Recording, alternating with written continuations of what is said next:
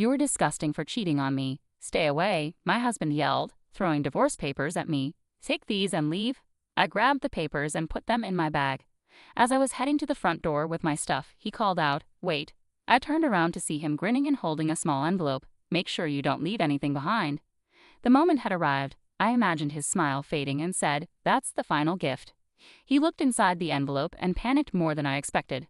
I let out all my anger at him like a final punch. "My name is Emma Smith. I'm 35 years old and I work as a tour guide at a travel agency. My husband, Michael, is a college classmate, and we got married after dating for a while. This year is our 6th anniversary. Recently, the travel industry has struggled, but things are starting to get better, and people are traveling more. Over the past 6 months, bookings have surged, making my job very busy.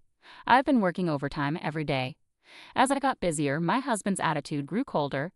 At first, I thought it was because I was so busy and we weren't spending time together.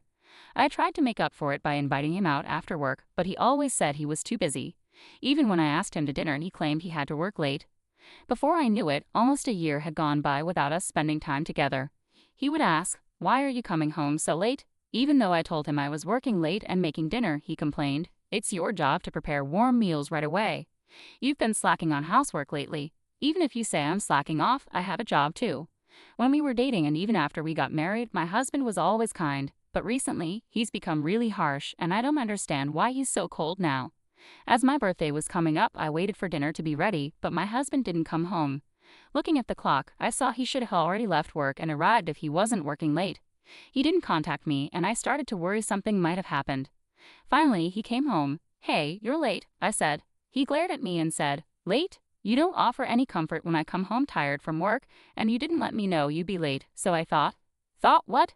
What did I do?" I asked. "Are you accusing me of cheating on you?" he replied. "I didn't say anything like that." "Are you doubting me? Do you know how hard I work every day?" my husband said as he approached me. "You're also coming home late, and sometimes you don't come home at all," he added. "I have to stay out for travel plans and overnight trips. Your job is easier, so you can make excuses.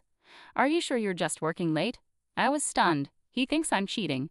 We've had small arguments before, but this was different.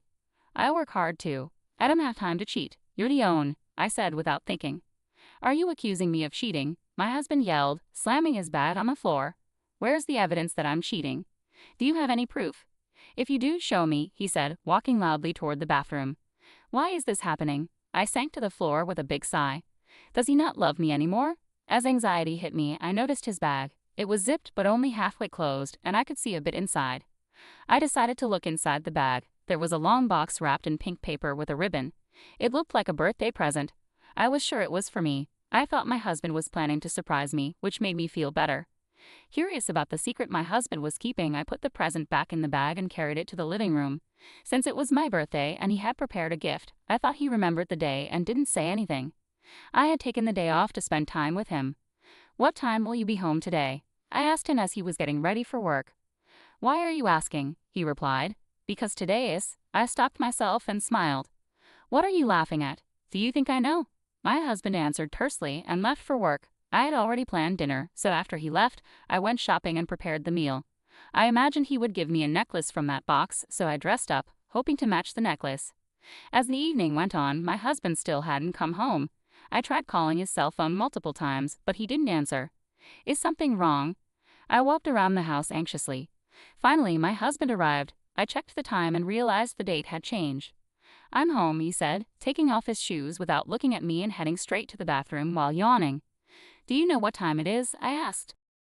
"No, you don't know," he replied. "Do you know what yesterday was?" I ran up to him and asked. I said I don't know. He finally turned around and saw me in my beautiful dress. His eyes widened in surprise. "Did you know yesterday was my birthday?" I asked quietly. "No," he replied just as quietly. "I can't believe you forgot. We've always celebrated together," I said. I was so upset that tears almost started to fall. I tried hard to keep them in, but I couldn't. "But you didn't tell me," I said. "Of course I forgot. I thought you remembered. You even got a present ready," he said. "What present?" he asked, looking confused. "I saw a present that looked like a necklace with a ribbon in your bag," I explained. My husband was furious when he heard this. "Did you look inside my bag without asking?" "No, I didn't look without permission. The zipper was halfway open, so I just glanced inside." "You're unbelievable. You went through my stuff without asking," he shouted. hitting a wall in anger. You really have no manners. With that, he slammed the bathroom door shut. The next day at work, the women were chatting together. Jennifer Williams, a junior employee who was 3 years younger than me, was tall, striking, and popular for her great personality. She was showing off something to everyone. Yesterday was my birthday, and I got this from someone I like. Isn't it beautiful? Jennifer said, proudly displaying a necklace to the other junior employees. It was my birthday too, but it felt so different. Remembering the fight with my husband the day before, I felt sad as I sat at my desk. Good morning, look at this. It's beautiful, isn't it? Jennifer said to me. Oh, yes, it's lovely, I replied with a forced smile. Since my birthday, my relationship with my husband kept getting worse. We barely spoke when we were home, and he came home even later. I didn't know how to fix things or what would happen next, but despite my personal troubles, work was going well. The company was recovering, and bookings were coming in strong. I focused on my job to try and forget about my husband. One day, 3 months later, I was working late into the night. Since everything was going smoothly, I finished earlier than expected and decided to come home early to clean the house for the first time in a while.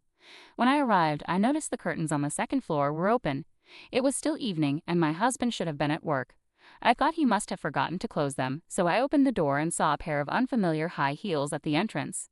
Is someone here? I wondered, my heart racing. I quickly closed the door and stepped back. After a short while, the door opened, and my husband and Jennifer walked out, holding hands and smiling. I was stunned. Not only was my husband cheating on me, but his partner was Jennifer, a junior colleague from work. The smile on my husband's face was one I had never seen before. Why? I thought, seeing Jennifer's necklace, the same one she had shown off at work. I couldn't believe what I was seeing and just stood there, watching them walk away. Tears started streaming down my face and I broke down, crying uncontrollably. After about 30 minutes, as my tears dried, I suddenly felt calm. How could he have brought Jennifer into our home? My anger turned into determination and I stormed into the house. I went straight to the kitchen, but it was so spotless that it was hard to believe anyone had been there recently. Since the day he got angry with me for looking in his bag, my husband had become extremely careful. He even took his phone with him to the bathroom. The bed was also perfectly made, showing he was careful not to leave any signs of his cheating. It's even more suspicious if he goes this far, I mutter as I yanked off the sheets and started washing them. While the washing machine was running, I opened the bedroom window, took a deep breath, and decided I would divorce him.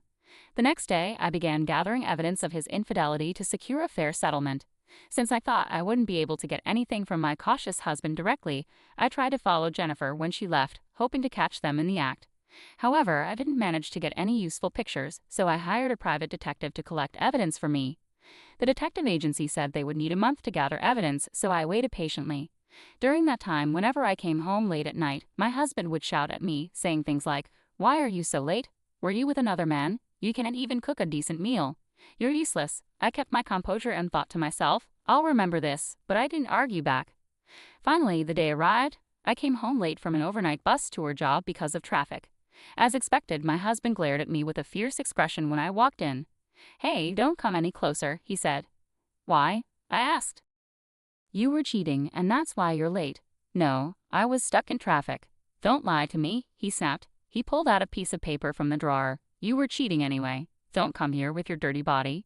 He spread out the paper, revealing it was a divorce notice. "Get out of this house right now. I'll make sure we get compensation," he said with a smirk.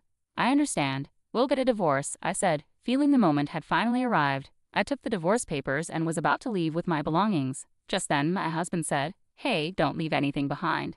He handed me an envelope that I had left on the table. "That's my last gift to you," I said, giving him the envelope.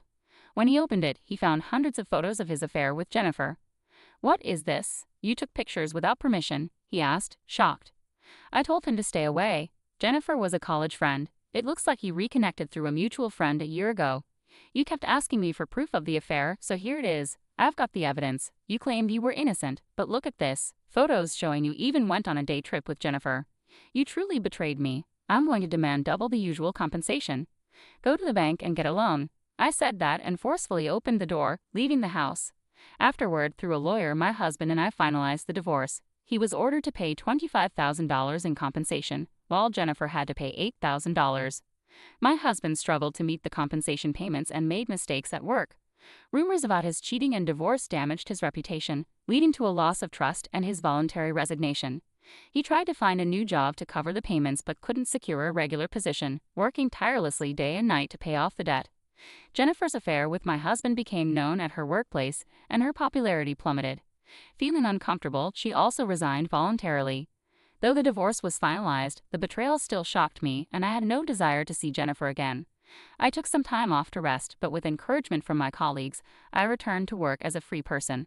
I threw myself into my job with renewed energy and enjoyed each day. How did you like the story? Please subscribe to my channel and see you in the next video.